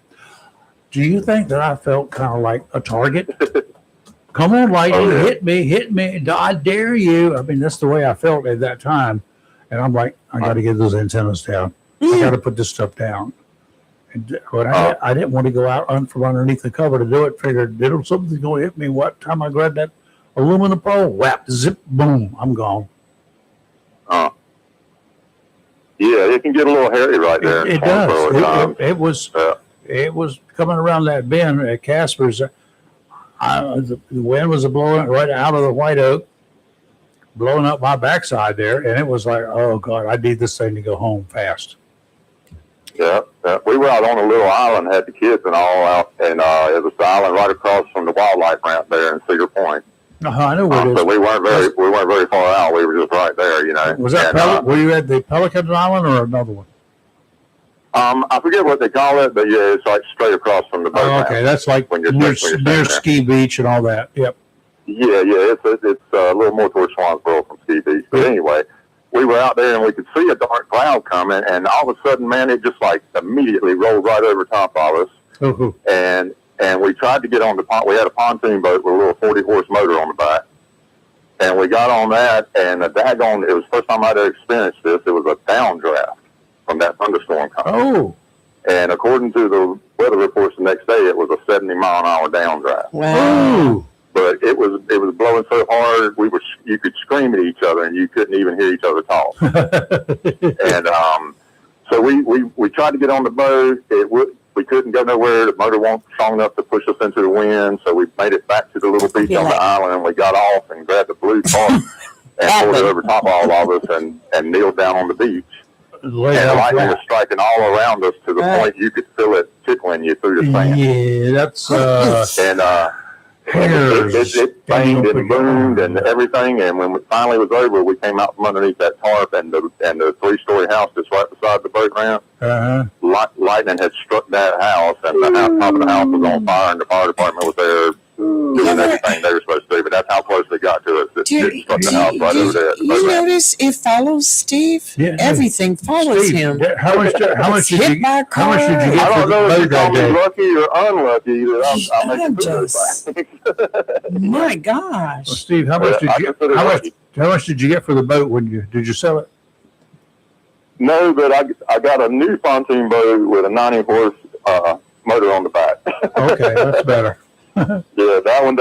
When I got the second one, I was like, I'm not going to fight the wind with the next one. Yeah, when you can't beat the current and the wind, especially on a pontoon boat, you got a lot of what they call sail area there. It's tough. Oh yeah. And I forget what day it was, but there was some kind of a fishing tournament going on out of Swansville there, and from Dudley's, and they were big boats flying in, trying to get in, coming off that ocean, trying to get into the way station before it closed. Is what they were doing. It was a bad storm. It was a bad storm. Yeah, but, I've been in them and I don't like them. I've never been in one that I liked. Let's just put it that way. I tell you, I was so vulnerable that I was, I could throw a rock and hit the boat ramp, but I couldn't go nowhere. I feel for you. You feel like I am so alone out here. You know what? They didn't tell me that I couldn't get some help on a day like this. Nope. But I actually wanted to talk to you about what you were talking about earlier this morning about the Iran situation. Yeah. All right. What's your perspective? I'm confused. I am too. Let's leave politics out of it completely. Okay. I mean, that's what I'm trying to do. I'm not blaming anybody for where we are, but we can do that later on because I think I've got feelings about that too. But we've had this problem, so therefore it's not a political thing that has just arisen. We've had it since I know 1979, and we haven't fixed it yet. Why? Well, I mean, I don't want to be political and I don't want to be accusatory, but I mean, I got to ask some questions. Shoot. Okay. And my first question is, right now, we seem pretty eager to make some kind of deal with them over this situation. Okay. Am I correct in assuming that? I would believing say that? eager. I don't know at any cost what you didn't say, but I think that we have to, in any situation, as long as we can be peaceful for whatever period of time, the longer we are, the more likely with rational people we can work things out to at least put stuff off, if not immediately, for years. And we've done it with other countries. Right. Why not Tehran? What's been the big issue here? Right. Well, follow me on the thought path here. Okay, go ahead. You know, let's don't get too bogged down on one part of it. What I'm saying is that we're trying to make a deal with them. On some level, we desire a deal with them versus being at war with them. Yeah. Oh, yeah. Okay. Now, my question is two-sided here on this part. Is didn't we already have some form of a deal? And if they were not being trustworthy then, what is the reason that we should trust them now? You're saying the same thing that I've said all along. We're scratching and clawing to get back to where we were. So, I mean, doesn't it seem like we maybe made a mistake by tearing that deal up and not pursuing anything after that? Mm-hmm. That was a mistake. You know, and so the same people are doing the dealing again, and they appear to have made a mistake already. How am I supposed to trust what they're doing now? I don't trust it. You know, I'll be honest with you. I'm not trying to call anybody out, but I don't have a whole lot of faith in Jared Kushner being a negotiator on this level. We had nervous. Yeah, we had back in the day a guy named Kissinger trying to do stuff. He was well respected, well liked by some people, by actually at certain levels, most levels, he was the man to go to. No deals have ever been worked out with Iran that lasted more than an hour and a half or something. Didn't matter who was the dealer. Well, here's my other question, Rayford. And I thought I remember this from the time, but I looked it up before I called you just to make sure. The Atomic Energy Committee and the United States intelligence organizations said that Iran was mostly agreeing with the agreement we had. Who said they weren't? You said mostly, and they were mostly agreeing. Right. Here's the thing that they disagreed with, and they've disagreed with it again recently with the current, former now, ceasefire agreement. You will not come in and inspect any damage that we've had here, damage that you created. We don't want you inspecting anything. And before, they did not want us to inspect their peaceful production of nuclear energy. You're not going to see what we're doing. You're not going to see how deep underground it is. Now, that's a fairly serious thing that they won't let us do, or not just us. Okay. I'm talking about other people, other people than Iran. They won't let anybody go in there. But here's my problem with that, Rayford, is that I cannot find anywhere that the Atomic Energy Committee was that detailed in what they said, or that the U.S. intelligence was that detailed in what they said. Mm-hmm. And I also had the issue that Tulsi Gabbard, who was the head of the intelligence community, came out about a year ago and made a video that caused a bunch of stink that said that the administration was trying to march towards war with Iran, and they were basically making up the reason why. Mm-hmm. That was this current administration's head of the intelligence community came right out and said they're trying to invent a reason to go to war. So I mean, I ain't saying that's true. I'm saying it raises a red flag with me, at least, that their own people are saying that something's happening they're not telling us about. They're keeping us in the dark. Didn't I say that? Here's what I have a problem with, and it's not with this administration or any other administration, it's with all administrations. The head of the intelligence committees is a political appointee. Mm-hmm. Always. And I know a little bit about some of the intelligence, very little, but I know more than the average bear. They don't talk to those leaders. They know better. The political leaders are like that little thing on the front of a big old ship. They call it a figurehead. And that's pretty much what they are. They're a mouthpiece, and unfortunately, they get the attention. Or fortunately, they draw the attention away from the people who are really doing the work. So we do not know what the Intelligence Committee knows, and we never will. And I would agree with that, but it's somewhat unusual for that person and the person who appointed them to have that different of an opinion. Yes. And I ain't saying that means any certain thing, but it raises a red flag with me. I'm surprised it wouldn't raise it with everybody, that their own people don't agree with what they're trying to tell us. But that being said, Iran's always been a problem. This goes back decades. Yep. But it's always been the consensus up to now that it was a very difficult situation to deal with. It was, Pandora's box. And, like I say, the part that concerns me the most is right now it seems like we're clawing and scratching to get back to where we were, which is for them to just put on paper that they agree to not pursue nuclear weapons. It seems to me that, at the very least, we should recognize that it may have been foolish to tear up the deal and turn our back on doing anything about that situation. Now, are we better off now than we were before they tore up that agreement? So what would you do today, regardless of whether it's current administration, which I'm trying to stay away from, or somebody else? What would you do today what do you think needs to be done to fix the situation today? The door has been opened, the cows are out, the horses have run loose. How do we get this thing under control? Sometimes you can't put the rabbit back in the hat. No, you're not going to. And here's the thing, current, the people who are currently dealing with this situation have not addressed anywhere that I see.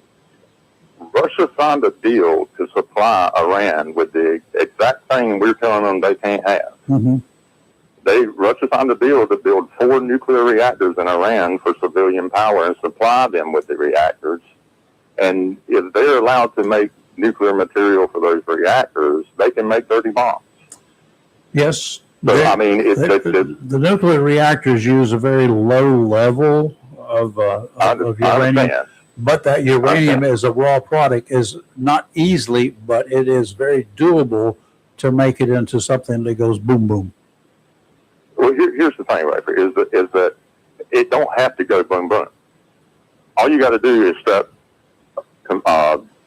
civilian-grade nuclear material that's used in a power plant to a conventional bomb and do an air burst, and you will contaminate that area. You don't have to level it like we did in Hiroshima and Nagasaki. All you got to do is make it unlivable. And so that's what I think the rabbit's already out of the hat, is to keep nuclear power away from a place that has 91 million people is going to be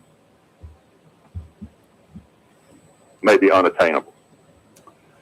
So maybe we should do the deal where we supply them with the plant. Maybe we should be the diplomats. I feel like us bombing them just is going to make them feel like they need that nuclear weapon that much worse. Mm-hmm. Because it's arguable we would have not done this had they developed a nuclear weapon. Well, let me ask you this, Steve, because Rayford and I were discussing this earlier. If you had been in charge at the time that all this started, if you were in charge of the world, what would you have done and what would you do now in order to keep all this from happening? Honestly, first thing I want to make this disclaimer is that I in no way think that I'm smart enough to make these kind of calls. Yeah, understand that. My opinion on that, yes, from a layman, from somebody who knows nothing, is that the only way you're going to be able to put some kind of constraints on Iran that's going to stick is you got to get the whole world to agree to do that. Yeah. Because if we put sanctions on them and half the world's still dealing with them, our sanctions mean nothing. So if you don't get the majority of the world to agree to put this pressure on Iran to make them do this the way that we did with the agreement we had, and I agree that agreement wasn't perfect, but it was a building block, and instead of building on that, we tore it down. So that's where I'm at, is that the way we're going about this right now, just bullying the Middle East, it's not going to stick the same way it wouldn't stick if they were trying to bully us.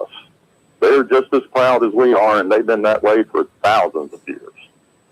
And if you go and look back at history, there's all kinds of different people that tried to conquer Iran, and it never worked. You know, are we just doomed to have to deal with this for the rest of eternity? I think we made a huge mistake. There was a civil uprising. All of that is over. That's done. What do we do now? There was a civil uprising for a regime change in Iran. That was probably our best hope. And I'm feeling like maybe, and I ain't trying to say, because I don't know what would have been the right decision at the time, but I feel like we maybe made the wrong one in hindsight. Mm-hmm. So that ain't trying to blame nobody. People make calls the best they can at times, and sometimes they're right and sometimes they're wrong, and I feel like at this particular time they maybe didn't make the best choice. What do we do now? How can we deal with it today? Forget about getting the world's leaders on board. It's not going to happen. Here's what I'm seeing right now, Rayford, and this is an interesting dynamic, is the story is that we have decimated Iran. The problem I have with that is Iran is making demands. They're not making concessions. And they don't care nothing about breaking the ceasefire or the memorandum of understanding or whatever it is if their demands aren't met. So how are they on their heels? They are making demands at this point. How can we? Who says they've been decimated? The president said that. So the Secretary of Defense said that. How are they able to send out thousands of drones? I don't agree with that assessment. I don't agree with that assessment. So if you want me to defend that statement, I'm not. Okay. But that's the statement that the administration has made quite a bit. Okay. Is that they have been military decimated. Their military has been decimated. Well, we know the Navy's pretty well out of commission, and what they're using are drones, and what they're using are missiles. Most are land-based. So, we know they're not decimated. Forget about that. It hasn't happened. Well, right. But, and honestly, I think it's a misperception.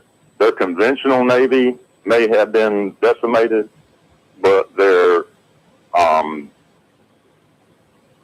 the way the Navy is going to go in the future, which is drones, all military drones are going to be a big part of the military in the future for all countries. It's cheaper and less risk of human life. To the side. Let me tell you what. That's not my point. Is that they tell us what to do. They just bought some ships because those ships wouldn't do what they said do. Here's the thing about the Navy itself. To get anything serious, like a big device at this time, up until this point in time, that would come into the United States, like Russia has now. They got intercontinental stuff. We've got intercontinental stuff. Iran does not. They can get short-range stuff. But when Navy vessels, they can bring it within range of the United States. That option is eliminated at this time. They have no ships to be able to do that. But the Navy, yes, you're absolutely right. My dentist is prior Navy, and she's never been aboard a ship. She never worked in the ocean. She's never been aboard a boat. You understand? So yes, they are land-based and they have airplanes on land. So the Navy flies and they do things from land these days, just like they do from like the Air Force and everybody else. The Marine Corps has to go somewhere. They have to go out there in person do it. I was going to say, do the Marine Corps even have pilots? Aren't all those Navy? No. The Marines have a lot of pilots. They fly both fixed wing and rotary wings. Okay, I thought it was like the hospital that it was all Navy personnel. Nope. I may be misunderstanding. You're wrong on that one, big time. I may be just thinking about the hospital. Army has pilots too, by the way.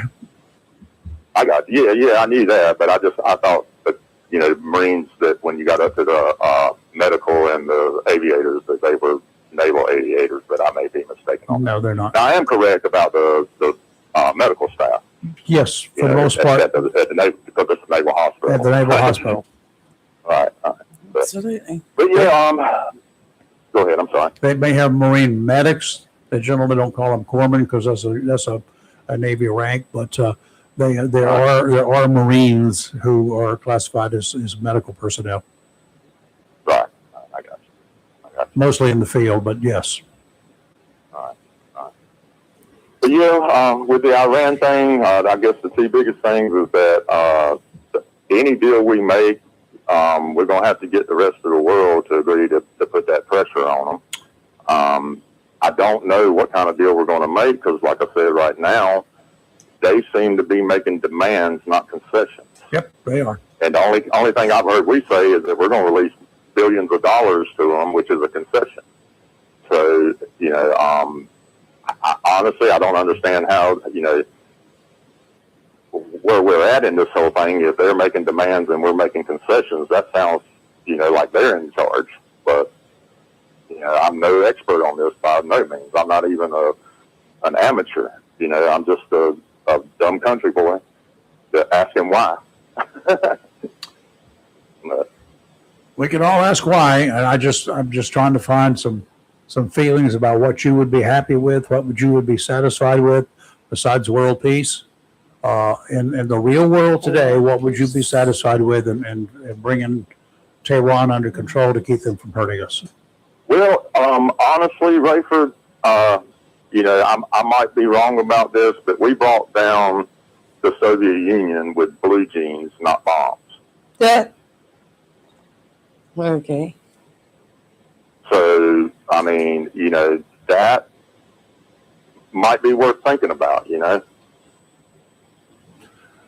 I think that Russia, as much as we do not like Russia's philosophies, and I think I would say most people, I'm assuming most people in this country, do not like Russia, the government, their communistic ways of life, their socialism. We don't like that, period, bottom line. But we also, most of us will recognize that Russia has got a lot more common sense than the folks in Iran. And I'm talking about the government, the regime. It's not all of Iran. Most of Iran is made up of good people that would be happy to have blue jeans. Right. But they don't control the government. And I would agree with that. Russia's a little different than Iran because Iran, based on the ideology, they think what they're doing for God. Yeah. So I understand there's a different dynamic there. But just like before all this happened, the Iranian people were not happy with their government. Mm-hmm. Hindsight being 2020, and I don't know how we would have got here, but if we could have emboldened that, if we could have empowered those people, and I know that's what they thought they were going to do, but it didn't turn out that way. Well, we allowed the Shah of Iran, who was basically exiled, the leader, before, you had the Shah, you had Khomeini, you had that group fighting each other for power in Iran. Well, the Shah, we took him in. We gave him safe refuge here. And then, of course, he went away, but he had cancer. We took him in here in 78 or 79. So he was living in the United States. And Iran did not like that at all. They were trying to get him back. So we have not been friendly at all since then. And we know what happened in 79. I was going to say, if you go back and look at some footage from the early 70s to the mid 70s, it'd be very surprising at what Iran was back then. But yeah, and honestly, I went and did some history searching on it, and Iran, ironically, they do this every time for thousands of years. Yeah, they do. The Greeks conquered them, and within a short term, they had gone back to Islamic rule. Yeah, and, it doesn't take long. You know, and they've done it over and over again. Genghis Khan, there was like 6 different empires tried to take Iran, and it always turns back into Iran. Doing the same thing over and over and over again is a sign of being insane. Well, I think if you expect a different outcome, good luck. Well, and I mean, I can understand the logic behind. We've been doing the same thing for the last 50 years, and we've still had this problem. So somebody said, "Well, hey, why don't we try actually, going to war with them?" People who understand Iran's capabilities and their strategic position in the Middle East always found that to be problematic for the very reasons that we're seeing play out today. So, that's something else that bothers me is that, everybody seemed to know that this was going to be the outcome. Mm-hmm. It was a stalemate of some sort. So, okay. And I feel like we're kind of getting into that point. We're running out here, but to summarize just a little bit, we don't have a clue what we should do we? No. And anybody who tells you they know the answer, Thank you very much. Believe them. I don't believe them. We don't know. I know what we would like to happen. I think everybody in here has an opinion as to what we would like to see happen. But we don't know what's going to happen, and we don't know how to make that happen even. Right. You can wish in one hand, and you know what in the other, and you know what's going to fill up first, right? Yeah. I just hindsight 2020. I wish we could have built on the agreement we had instead of going through all this to try and get back to that same point again. And we just passed a road that would have been a shortcut, but too late now. Yeah. All right, thanks as always. Y'all have a blessed day. All right, you too. I got a big crime story out of What's that? Craven County. What's that? Wow. Craven County Sheriff's Office is investigating after one of the county's flock safety cameras, which is a license plate reader, was stolen. It was in the vicinity of the ABC store right there in Havelock. It was at Flock Camera Systems, which is a license plate reader. And a video shows 2 men carrying like power tools walking towards it. They cut it down. They cut it down and stole the camera. Why would you Asa, we got a case for you. Do you have any idea how bad they're going to hurt when they get caught? And it's going to be probably not even from around here that it happened. I mean, some local dummies probably did it, but there's another plan here. Have any other license plate readers? Right now, Craven County said this is their first ever anywhere with the damage or theft of a flock camera, which is owned by a flock company and not by the county. Yeah. So they don't have an estimation on the cost of it right now. But they lease it. But so it does belong to the county if they lease or rent it. It says it looks like somebody came and cut it with a chainsaw or something. A chainsaw? Well, I don't think it was a chainsaw. I think you could see one of the guys carrying it. He had like a rotary saw in his hand. Was it daytime or nighttime? It was nighttime around 11:30 p.m. on Sunday night. You're lucky, dudes. You're lucky you didn't get caught, number one, at the time, because it would have been... Well, you would have been dumb and would have resisted, and we would have seen you on the news. So many people feel like it's an invasion of your privacy to have a camera out there. It's not. But you know what? It's in the public. What if your daughter or your child had been kidnapped and they had the license plate number of the car that's involved? Mm-hmm. And these license plate readers, you go in 100, and they can record up to 100 miles an hour or more. They take a picture of it and they can say, "Oh, here's the car. It just went here." If it's an invasion of privacy, let me try to explain it to you slowly. Yeah. If that thing can't see anything that a deputy, a police officer, or Lee could see. If it can't see anything Right. beyond what they can see, if you were there and you could have seen the same thing, it's not an invasion of privacy. Well, the And thing it's about- also in the public. It is in the public's eye. It's That's right. right there, and That's right. everybody knows it. Well, yeah, but yet they don't. But yet let something happen, and you got 50 people out there with their cell phones videotaping. Yeah. What difference is it? What difference is it? Yeah. You know, but I don't have a problem with the license plate readers. I feel like it's good there for the protection and for the safety of citizens. If you want to think that you're being monitored by the government, well, you just need to stay home and put some aluminum foil up on your windows, and you'll be fine. You'll be safe, I right? get you a job opening. Oh dear me! They got an opening for a part-time train conductor in Tennessee, but Lee, Choo choo. neither you Why? nor I Why?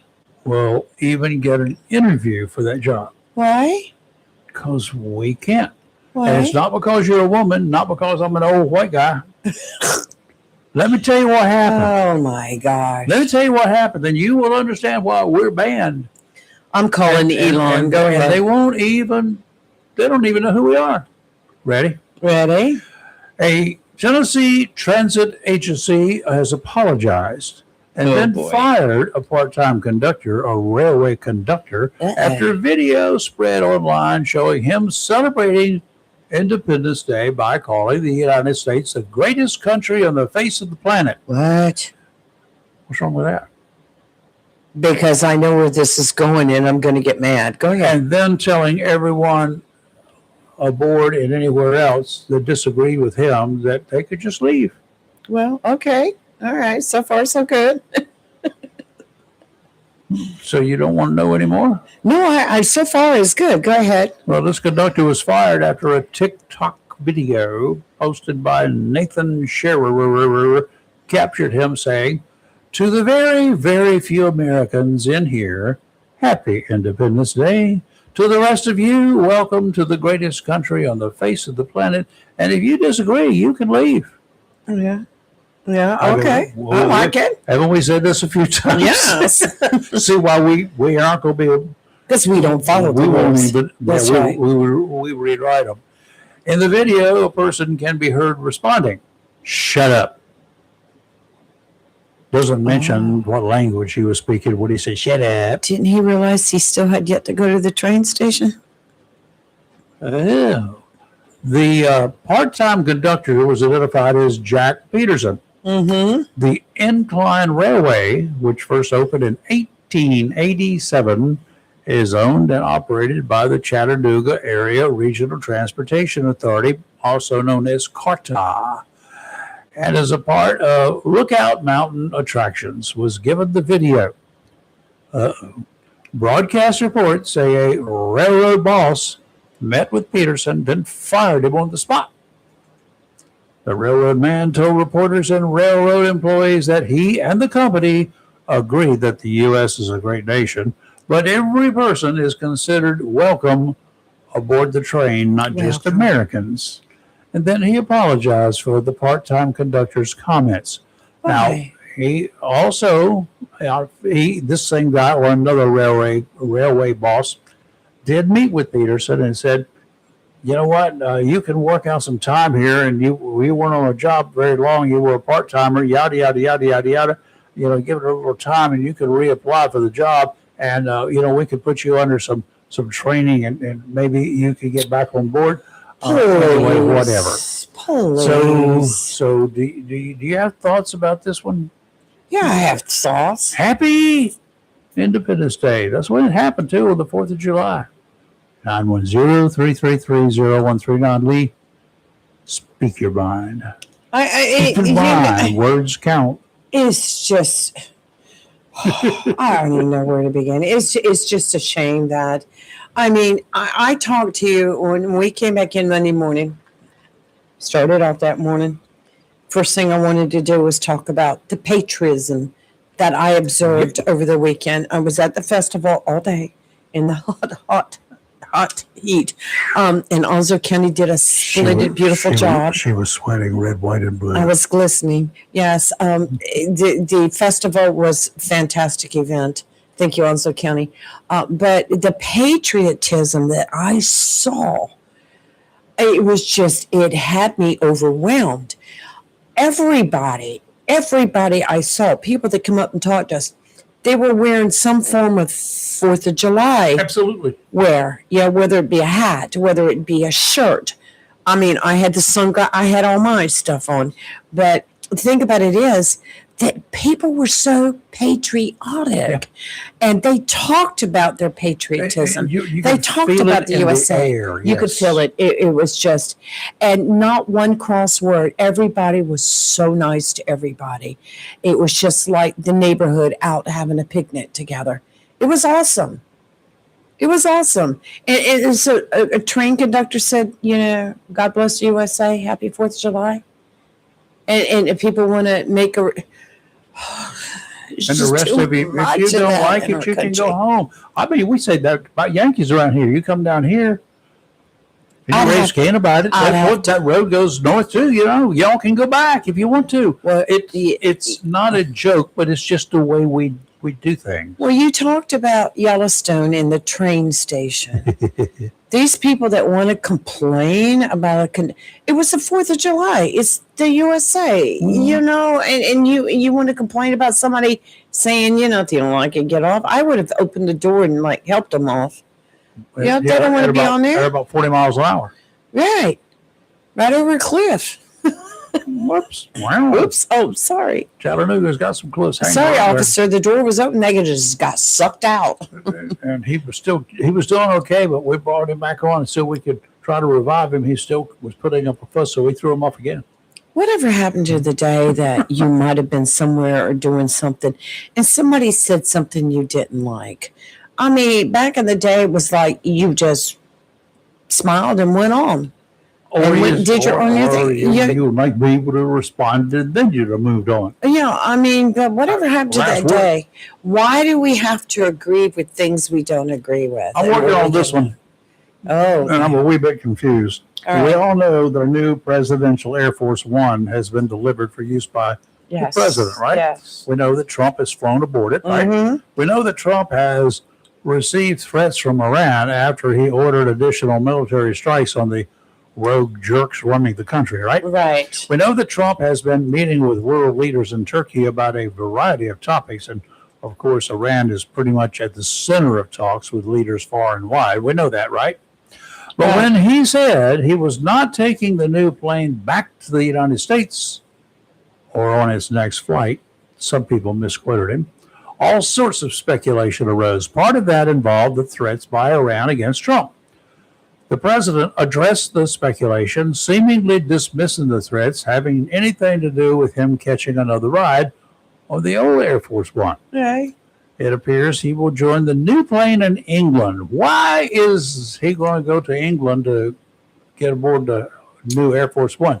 Because he said he ordered a new plane to Europe, where it will be flown and shown to troops and others at military bases Military our base housing. people Right. in Europe. Well, I know we blow a lot of money, big money all the time. Can't imagine how much extra this mission is going to cost us. Yeah. However, Right. even though Trump doesn't make much of the threats, he says Iran really loves him because, number one, on their list of people to kill, that's him. And he continues Exactly. making jokes, and he says, I'm glad to be number one. Well, one way. Well, let me give you some facts. If the Secret Service has decided that a threat exists, there's a really good chance that other arrangements would have been made with or without the president's permission.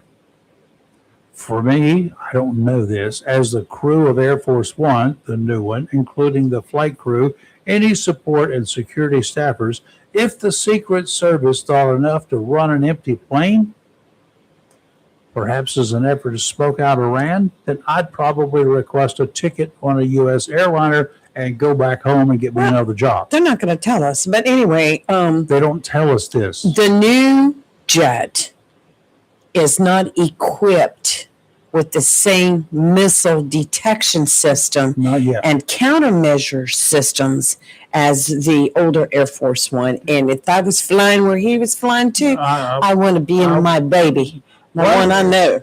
Prez, Yes. Donnie, why don't you invite all these people? We got a big area you can invite these world leaders to come to, and let's have all these discussions in the United States where we will put military security to meet up with the civilian Secret Service. And the press got all concerned over the fact that they were told to shut their blinds. I can remember many of the flight when we're getting ready to take off, and I'm opening the blinds to watch, and the stewardess says, no, you have to shut your blinds. I mean, there's many reasons why you have to shut the blinds, or that airline or that person wants you to shut the blinds. But if you're up there flying, you have all your blinds shut, you're not going to see all the light from the windows, too. When I get aboard a plane coming back to the United States from places in the Caribbean, Right. when you get aboard the plane, there is not an open window.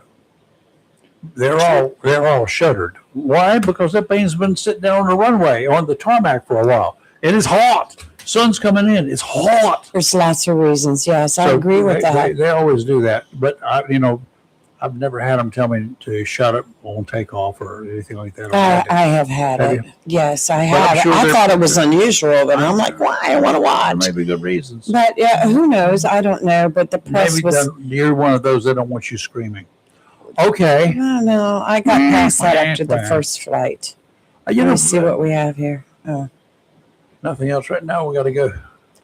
We're going to be back tomorrow. Yes, we're going to be back tomorrow. Tomorrow's Maybe. Friday, last day of the week. Tomorrow is the eve that we've been talking about today. Yes, today, right. Today is Friday Eve. Tomorrow is TGIF. really Friday. Tomorrow TGIF, and I don't Which know. is mostly a half day And I'm going to go of take work a nap, for- and I'm going to half day of work. for all your federal half employees. days of getting ready to go on vacation. Your federal employees is a half day of work. Why? Isn't it normally on Friday?